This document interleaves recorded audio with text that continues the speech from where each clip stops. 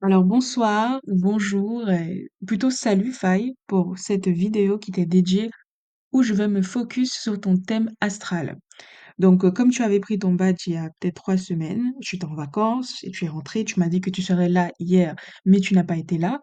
Et d'autres personnes ont donc dû profiter d'un aperçu, d'un focus sur leur thème astral en direct, alors que ces personnes m'ont envoyé leur thème sur le moment. Donc malheureusement, je vais devoir rester vraiment dans le général par rapport à ton thème parce que, comme je te l'ai peut-être pas dit, moi, je me centre sur le symbolisme, donc à l'image de la majorité de mes vidéos. Je pars du principe que les symboles, ne s'appliquent pas automatiquement, donc c'est à toi de me préciser, quel symbolisme s'applique dans ta vie par rapport à ton thème de naissance. Donc salut aussi aux membres qui regarderaient parce que c'est disponible pour vous uniquement. Donc, voilà, donc c'est pour ça que c'est important d'avoir une interaction avec toi, de pouvoir te parler, pour pouvoir cerner, comme on l'a fait hier avec les 2 autres personnes qui étaient en live avec nous. Mais bon, comme je te l'ai promis, je vais en finir et puis je vais te donner les clés pour, pouvoir t'en sortir en autonomie. Donc, évidemment, ce n'est pas une lecture de thème astral vu le tarif, il ne faut pas déconner, mais je vais quand même te donner des indications clés par rapport à ton thème. Donc on y va. La dominante, ton thème indique que tu es Capricorne avec un ascendant Vierge et une lune en Poisson. Donc les dominantes, c'est-à-dire les astres qui vont rythmer ta vie, rythmer les cycles de ta vie principaux, dont les mouvements vont avoir le plus d'influence dans ta vie, c'est comme ça, c'est pour ça qu'on les appelle les dominantes, sont dans ton thème Pluton, qui est angulaire, donc conjoint à ta maison 4.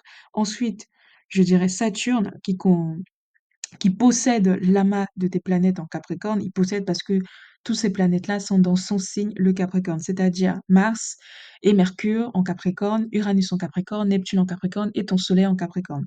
J'irais presque dire que c'est Saturne la première dominante et après Pluton. Mais voilà, c'est deux critères qui se chevauchent. On dira plutôt Pluton parce que l'angularité prime sur l'amas de planètes. Et enfin, je dirais la conjonction Mars-Mercure en troisième dominante. En général, c'est trois, mais voilà, comme c'est une conjonction exacte, on va dire la conjonction Mars-Mercure. Et donc, ce sont ces astres-là qu'il faut suivre de près, donc en transit notamment pour faire des prévisions sur ta vie par rapport à certains moments, pour comprendre les phases par lesquelles tu passes. Donc, simplement, tu regardes le thème du moment présent et en fait, tu le compares à ton thème de naissance pour savoir quelle influence ça a. Mais on va peut-être y revenir. Dans ton thème, tu as donc Saturne qui est très important, il possède vraiment ton amas en Capricorne. Tu as 3 astres dignifiés dans ton thème. Je ne sais pas si on m'entend. Oui, tu as 3 astres dignifiés dans ton thème. Donc tu as Pluton en Scorpion qui est en domicile, Saturne en Verseau qui est en exaltation, Mars en Capricorne qui est en exaltation. Et tu n'as qu'un seul astre débile, c'est-à-dire Jupiter en Vierge, qui est en chute et qui est maître de ta maison 4. Donc, c'est un astre qu'il faut regarder aussi de près, même si ce n'est pas une dominante, car le fait que ce soit le seul astre débile de ton thème, ça, ça met l'accent sur lui. Donc, n'hésite pas, j'ai fait une vidéo, encore une fois, sur ma chaîne publique pour te parler des dignités planétaires et qu'est-ce que ça signifie, quelle est l'importance que ça a. Donc voilà, c'est une certaine importance en général, donc n'hésite pas à rechercher ces vidéos sur ma chaîne. Je crois que c'est la playlist Les bases de l'astrologie et tu trouveras certainement les vidéos, sachant qu'il y a des chapitres dans la barre d'infos. Donc en fait, tu peux aller chercher directement le sujet, la partie de la vidéo qui t'intéresse. Ensuite, dans ton thème, les premières choses que je remarque aussi, ce sont l'aspect exact entre ta lune en Poisson et ton milieu du ciel en Taureau. Donc c'est un sextile. Ensuite, tu as le trigone entre ton Jupiter en Vierge à 14 degrés et Uranus en Capricorne à 14 degrés. Et aussi, évidemment, la conjonction Mars-Mercure en Capricorne. Et donc, la maison la plus importante, tu t'en doutes, c'est ta maison 5. Et la maison 5 qui contient donc Mars-Mercure, Uranus-Neptune et ton Soleil, sachant que Mercure est maître de ton ascendant. Donc, rien que ça faisait une maison très importante. Elle contient en plus ton Soleil qui est un des luminaires, donc ça marque l'importance particulière de cette maison, quoi qu'il arrive. Mais le fait qu'il y ait quasiment tout, il y a beaucoup d'astres là-dedans, ça renforce ça. Et donc forcément, ça met encore plus en relief Saturne en tant que dominante de ton thème, car la cuspide de cette maison, donc c'est la petite flèche là que tu vois sur Mars et Mercure, bah, en fait, elle est dans le signe du Capricorne et donc maîtrisée par Saturne en Verseau. Donc voilà encore une des raisons pour lesquelles Saturne domine ton thème. Ensuite, hem, je remarque aussi que tu as 3 astres sur les cuspides. Donc, comme je te dis, ce sont les petites flèches là, il y a les flèches grasses, en noir, les grosses et puis il y a les petites, ça marque le début d'une maison. Et en fait, en général, on considère en astrologie que, un astre sur la cuspide d'une maison, souligne son importance, souligne son influence, ça ça renforce sa puissance, on va dire ça, d'influence dans cette maison. Et donc, tu as la Lune, par exemple, sur la cuspide de ta maison 8, la Lune en Poisson, tu as Mars et Mercure en Capricorne sur la cuspide de ta maison 5 et tu as Pluton sur la cuspide de ta maison 4. À 2 degrés près, on peut considérer que c'est dessus, hein. Hem et donc la maison 5, pour, résumer, et c'est significatif si tu ne t'en souviens plus, c'est significateur ou c'est symbole, donc elle est en analogie en astrologie avec le Soleil, donc le maître du Lion, le 5e signe. Et donc traditionnellement, la maison 5, elle est associée à toi, c'est-à-dire toi en tant que personne, ta vie, ta constitution physique, ton caractère ou certains disent ta personnalité. Heu, Au sens social, en astrologie mondiale, elle est associée au peuple, à la santé publique et aux conditions, heu, je ne sais plus ce que j'ai écrit là, c'est flou, j'ai écrit en chinois, mais c'est pas très grave. Et ensuite, maintenant, de manière plus moderne, ta maison 5, elle, indique tes enfants, donc les enfants légitimes et illégitimes, c'est-à-dire les enfants dans le mariage et hors mariage, les affections, donc les gens que tu aimes, le retour dans ta patrie, donc si par exemple tu es né à l'étranger et heu, tu vis dans un pays et tu es né dans un autre, donc le retour dans ce pays-là, tes dons, tes plaisirs, tes ornements, tes spéculations, tes amours aussi, il ne faut pas oublier.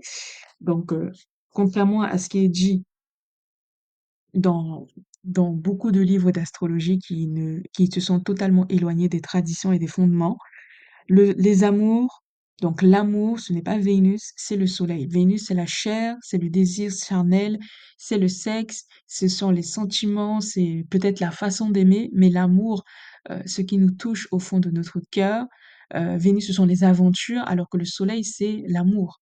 Après, la maison 5, c'est aussi les aventures amoureuses, c'est-à-dire, voilà, c'est pas parce que tu aimes quelqu'un que vous allez finir ensemble, vous allez vous marier, etc.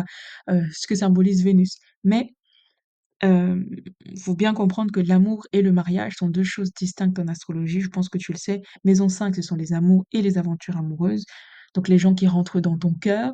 Et les Vénusiens, le Vénus, ça symbolise juste les gens avec qui tu vas signer des documents, donc ton mari, et cetera. Donc c'est pas forcé que tu aimes cette personne et vu que tu es un homme, je suppose que tu aimes les femmes.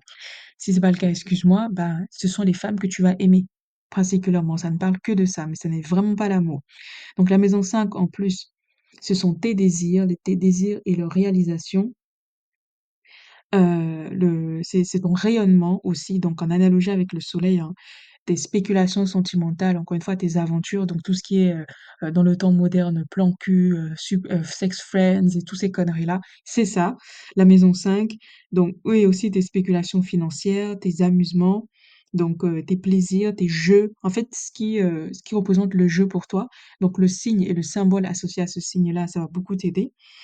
Ça représente aussi ton éducation, donc soit en tant qu'enseignant, si tu veux l'enseignement traditionnellement, c'est la maison 9 et le Sagittaire, le professeur, mais le Lion aussi. Donc ça représente aussi ton niveau d'éducation et enfin tes publications, tes œuvres, toutes les choses que tu vas créer dans ta vie. Donc en conseil, je vais te donner des conseils dans une deuxième partie. Ensuite, ton soleil en Capricorne, donc j'ai fait tout un épisode dessus.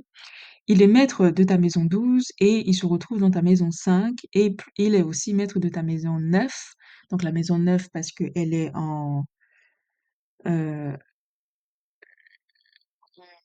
elle est en bélier, son signe d'exaltation, et elle se retrouve en maison 5. Donc ton soleil, il maîtrise la maison 12 et la maison 5. Donc la maison 5, déjà en Capricorne, vu que c'est la plus importante, ça, symboliquement, ça raréfie les aventures amoureuses. Ça veut dire, en gros, il y aura une sécheresse dans ce domaine. Ça peut aussi donner une différence d'âge en amour. Donc, toi, tu seras le plus jeune ou tu seras le plus vieux en amour. Symboliquement, encore, je précise, une image symbolique, c'est simplement, heu, une image, en fait. C'est comme une sorte de métaphore, c'est comme une sorte de capture de quelque chose. Et en fait, il y a des gens qui correspondent littéralement à cette image-là et d'autres non. Je n'ai pas cessé de le répéter sur ma chaîne YouTube, notamment dans l'épisode que j'ai fait sur Vénus en Scorpion. Donc, si ça t'intéresse, dans les chapitres, encore une fois, dans la barre d'infos, tu peux voir tous les passages où je parle vraiment de l'image symbolique. C'est vraiment une image. Donc, parfois, ça s'applique littéralement et parfois non. Donc, voilà. Euh, donc, je disais, la maison en Capricorne, là, on te donne une en général, c'est la fidélité et la constance et la méthode. Euh, en amour, et c'est quelqu'un qui est en général méthodique. On parle des dons. Je t'ai dit que la maison 5 c'est les dons, donc c'est le don de méthodologie, on peut dire ça.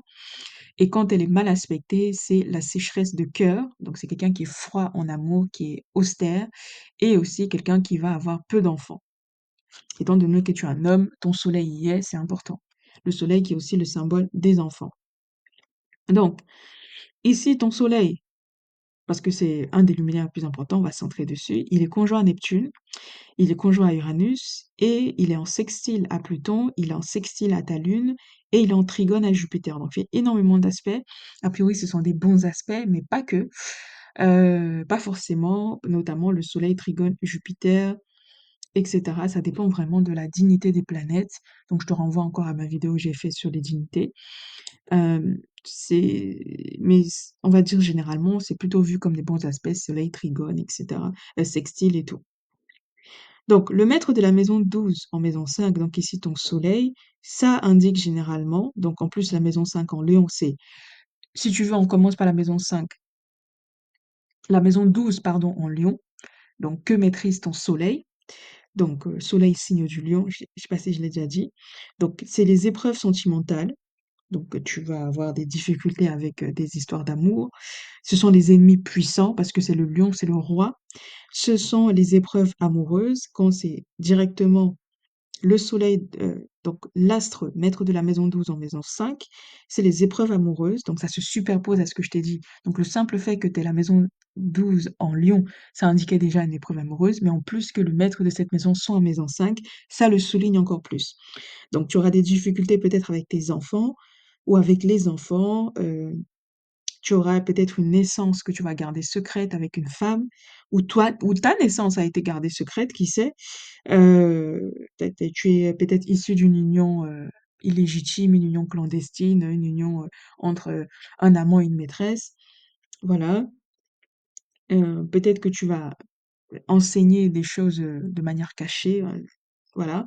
Ou alors tu vas avoir une liaison dangereuse, enfin, une liaison cachée, une liaison floue que tu ne vas pas forcément révéler au public. Parce que le Capricorne, ce n'est pas le signe du secret, mais c'est le signe du silence. C'est-à-dire peut-être que tu vas sortir avec quelqu'un et en apparence, vous allez peut-être avoir l'air de collègues ou d'amis, mais en fait, vous couchez ensemble et en fait, tu ne l'as dit à personne. Donc, c'est comme si vous étiez hidden in plain sight, caché, enfin, je sais pas comment dire ça en français, mais vous vous cachez vous êtes là, quoi. Vous vous cachez à visage découvert. Je sais pas si ça se dit. Bref, je pense que tu m'auras compris. Donc ensuite, ton soleil en Capricorne, il fait une conjonction à Neptune. Donc Neptune, il a une symbolique et ton soleil aussi. Donc en général, ça signifie des facultés spirituelles développées, un instinct scénique. Donc les gens qui savent captiver une scène et savoir quoi faire directement quand ils se retrouvent dessus, intuitivement. C'est quelqu'un aussi qui peut avoir des possibilités d'illusions amoureuses. Donc encore une fois, ça se rajoute. Des goûts sortant de l'ordinaire en matière d'amour et de goûts, voilà, des choses qui t'attirent. Et en conséquence, tu as une personnalité qui est marquée par ça. C'est quelqu'un qui est un peu, on va dire, bizarre. On peut dire ça, perché, à part, voilà. Ensuite, ton soleil est en conjonction avec Uranus, aspect non appliquant. Donc quand je dis non appliquant, c'est-à-dire que c'est un aspect où l'astre le plus rapide ne va pas vers l'astre le plus lent. Par exemple, ton soleil, il est à 19 degrés, 50 minutes, donc on va dire 20 degrés Capricorne, et Neptune, il est à 16 degrés, 16 degrés Capricorne. Pour que ton aspect soit appliquant, il aurait fallu que ton soleil soit à 16 degrés et Neptune à 19. Et pour que ça renforce la force de cet aspect. Mais bon, c'est l'inverse. Ça reste quand même important vu que c'est un aspect assez serré. Mais, heu, mais voilà, mais ça souligne encore plus, c'est-à-dire ça rajoute de la force. Et là, c'est un peu moins, mais ça va quand même. Donc, aussi, le soleil, Neptune, ça indique une imagination très active, une imagination visuelle en général. Heu, Parfois des gens qui ont du mal à s'exprimer clairement, qui parlent en métaphore. Et dans la majorité des cas, ça indiquait que l'individu ne parvient pas à s'exprimer sous une forme nette. La destinée reste donc commune et confinée dans des occupations vulgaires, spéculations, ou alors, dans des cas spéciaux, ça peut indiquer le génie, Soleil-Neptune. C'est à toi de nous dire. Es-tu un génie? Ensuite, le Soleil-Uranus, donc pareil, c'est un aspect non appliquant. Ici, donc un astrologue du XXe siècle disait que ça souligne l'irrégularité des battements de cœur, car le soleil est en analogie avec le cœur dans ton corps, et Uranus, la foudre, et l'imprévu. Et donc, une vie aux tendances, comment on appelle ça? Aux tendances nerveuses, aux tendances de troubles nerveux, effectivement. Soleil, c'est la tête aussi. Et Uranus, comme je t'ai dit, c'est la foudre, c'est l'éclair, et c'est tout ce qui est imprévu. Et c'est aussi une notion du chaos. Ensuite, ça peut aussi faire de toi, d'un point de vue caractère, quelqu'un qui est sincère, qui est audacieux, à l'image d'un Uranien, et qui est enthousiaste, quelqu'un qui se fait remarquer par ses idées politiques, par ses positions, et qui sensiblement peut même être révolutionnaire. Ça a déjà été prouvé des maintes fois. Ensuite, une période de grand succès dans la vie, dans une voie nouvelle, c'est-à-dire dans une voie, on va dire futuriste, moderne, mais suivie d'infortune. Infortune, malchance, parce que irrégularité, peu de stabilité. Le Verseau, ce n'est pas le signe de la stabilité. Je parle du Verseau parce que c'est le signe d'Uranus. Ensuite, Hadès, qui est un autre astrologue, disait que le Soleil en conjonction avec Uranus, c'est un esprit scientifique. C'est la volonté qui est symbolisée par le Soleil, qui semble aux prises des actes qui échappent au destin individuel. Le natif peut avoir à lutter avec la tourmente, la foudre, donc au sens symbolique, hein, je t'ai dit déjà ce que c'est qu'Uranus. Une vie sociale plus importante que la vie privée.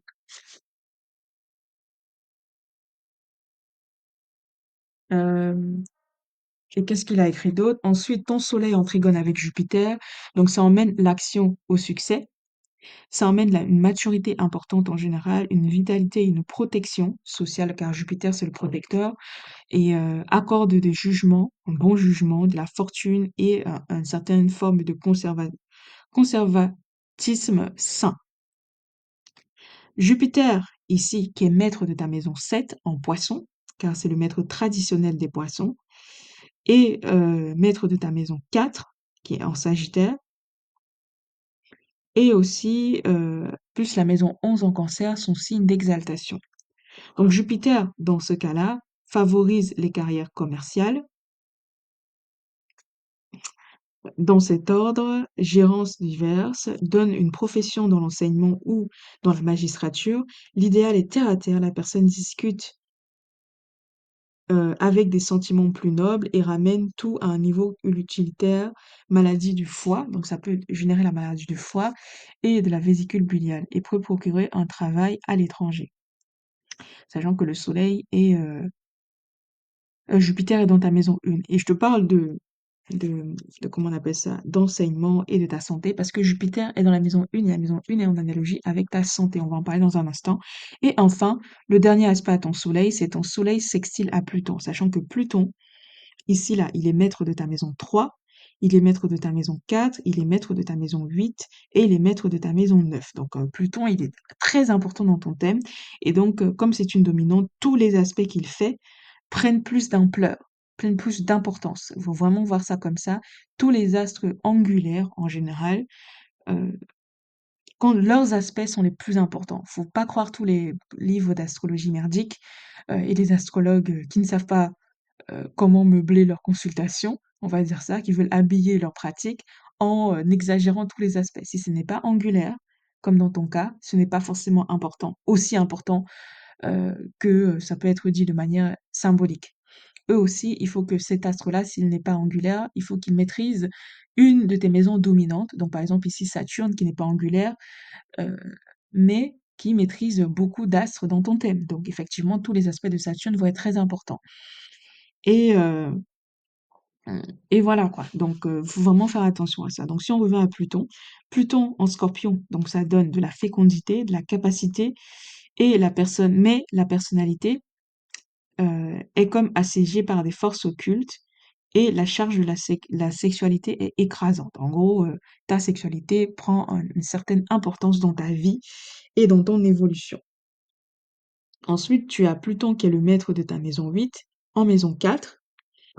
euh, donc mort tardive en son foyer, bouleversement du foyer, héritage de biens immobiliers. Ça peut indiquer ça. Donc le fait que Pluton, encore une fois, maître de ta maison 8, soit dans ta maison 4. Et pour terminer, le Soleil en sextile à Pluton, selon Hadès encore, ça accorde la volonté, donc qui est le Soleil, et la sexualité. Possibilité de jouer un rôle dans une rébellion, donc créateur important. Étant donné que Pluton est angulaire, tous les aspects sont importants, ça je l'ai déjà dit. Donc tous les aspects de Pluton, c'est Soleil sextile à Pluton, Jupiter sextile à Pluton, Lune sextile à Pluton et Pluton en opposition à ton milieu du ciel. Donc ton milieu du ciel ici, je vais rapidement en parler, il est encadré, il a son maître qui est Vénus, qui est encadré par Mars et Pluton. Encadré parce que les deux sont des deux parts d'elle. Et donc ça indique simplement que tu vas falloir te battre, il va falloir partir à l'affront, batailler pour pouvoir t'élever dans cette société, pour pouvoir t'élever dans ta vie, pour pouvoir ascendre spirituellement ou socialement et tout. En fait, c'est vraiment le combat là. Là, on a les deux maîtres du bélier qui est le guerrier dans ton thème et qui souligne ton milieu du ciel, qui l'encadre du moins. Bon.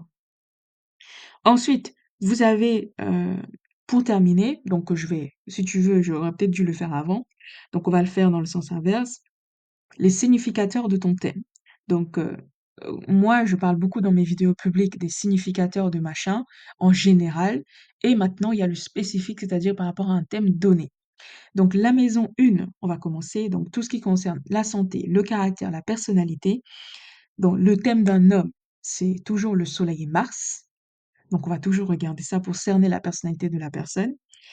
Et, euh, en général, c'est le maître de l'ascendant, tout simplement. Le caractère, le maître de l'ascendant. Qu'est-ce que je voulais dire ça? Donc, la maison 1, c'est en analogie donc avec Soleil et Mars aussi, effectivement.